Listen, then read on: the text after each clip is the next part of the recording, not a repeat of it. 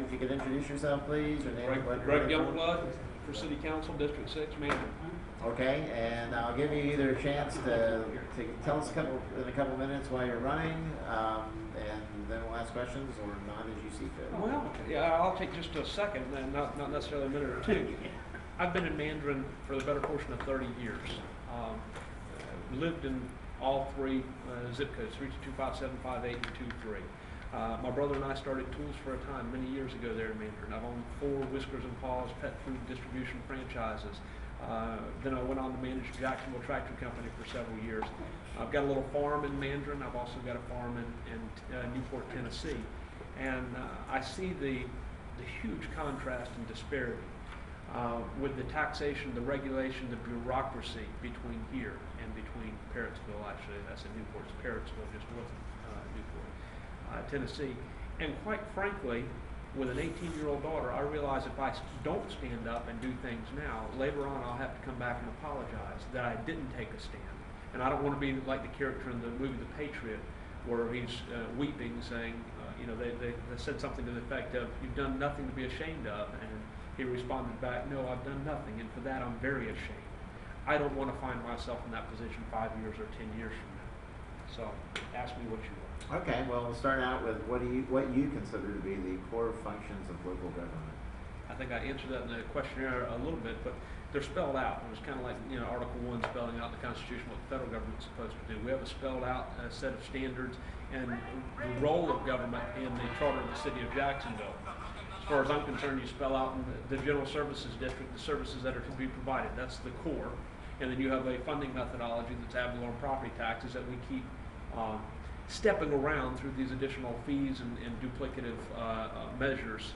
I mean, if you look at the stormwater management fee and the garbage fee, those are blatantly double billing. Any attorney would probably go to jail over the kind of double billing that our city does. It's wrong. The garbage fee is specifically spelled out in the charter. The General Services District, garbage collection shall be taken, that's part of your ad valorem property taxes. That's part of the services we're paying for.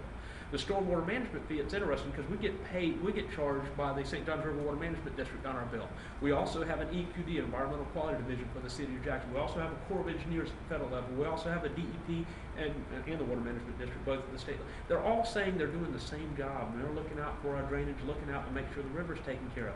How many times will we pay for the same service? It's just, it's ridiculous. Once you realize how many different agencies all say, yeah, that's us. Now, when it comes time to be answerable for that, all of them go, oh, it's the other guy. They're the ones collecting. The Water Management District spends $300 million a year in this region. What are they doing? By the way, we've got a lot of six-figure salaries there. The director pulls down $205,000 a year, 6 weeks of vacation, paid for a car and a cell phone. There's a little problem with that, in my estimation. At a certain point, it's no longer public service. Don. What specific savings do you believe can be found in the upcoming budget? And please be specific regarding areas of programs such as Jacksonville Journey, JEDC, Cultural Council, special events, and public safety. Lots of things. Cultural Council got $3 million out of the last PSGA public service grants. As you analyze through there, you go, a lot of these things are kind of philanthropy out of the public trust that's not allowed here, nor is it allowed in the charter. When you look at the JEDC, literally we've almost gotten bipolar as a city. We're going to punish the businesses that are here with high taxation and regulation. We're going to reward people that come here, and then as soon as they get here and their privileges wear off, then we're going to punish them again. So it doesn't make any sense to me. What were the other things? I'm sorry. They include Jacksonville Journey, special events, and public safety. Jacksonville Journey is interesting because a lot of money is going to get spent on that. We already have a sheriff's office. We already have a state attorney's office. We already have a school board that spends $1.8 billion a year, $14,000 per student per year, and they've got 1 million programs rolled in. Again, it seems like so much of this is duplication of services. It kind of violates the principle of consolidation. You go back to 67, 68, we were bankrupt as a city. Kind of, we're there all over again. We were bankrupt as a city. We had public corruption, sent half of our county commission, half of our city council to jail. And you kind of go, oh, we're not there again. Our schools were failing. You fast forward 40 years, we're in the same scenario all over again. But we violated the principles of consolidation. The notion of consolidation was to merge these offices together for the cost savings that we would enjoy and get some of the bureaucracy out of the way. Again, fast forward 40 years, time for consolidation again. That's where we are. Conrad. What do you believe is the solution to the city employee pension problem, and what steps would you take as a council member to work toward that solution? First thing, you back up 2 years ago, my opponent voted to move the 30-year pension of corrections down to a 20-year pension.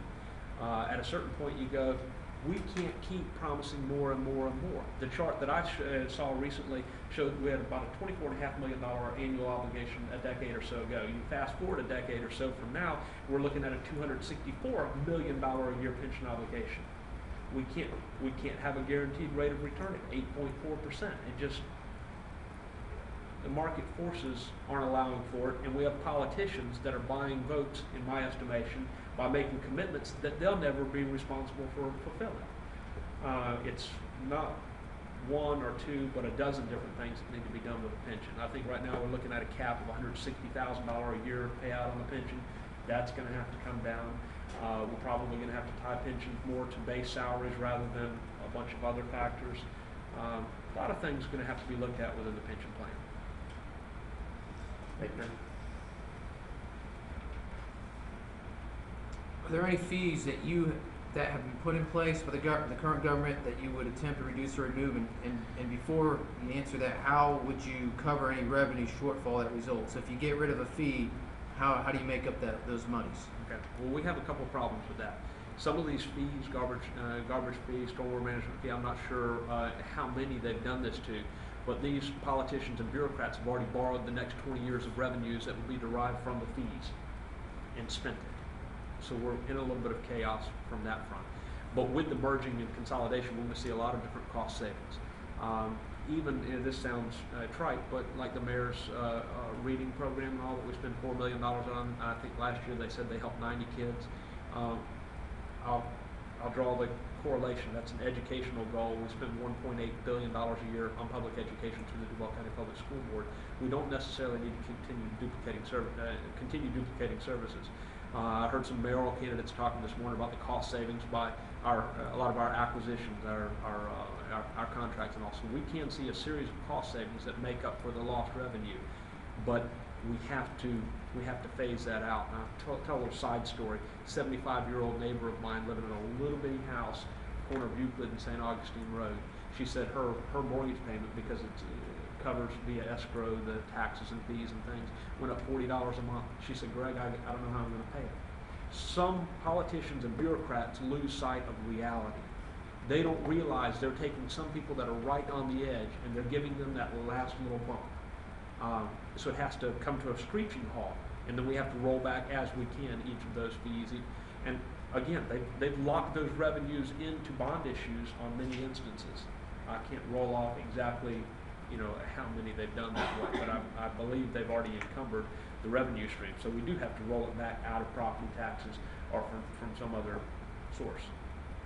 So we have to reduce the millage rate if we're going to have a balance where the same number of dollars are coming out or a lesser number of dollars out of your household and your household and your household. Good.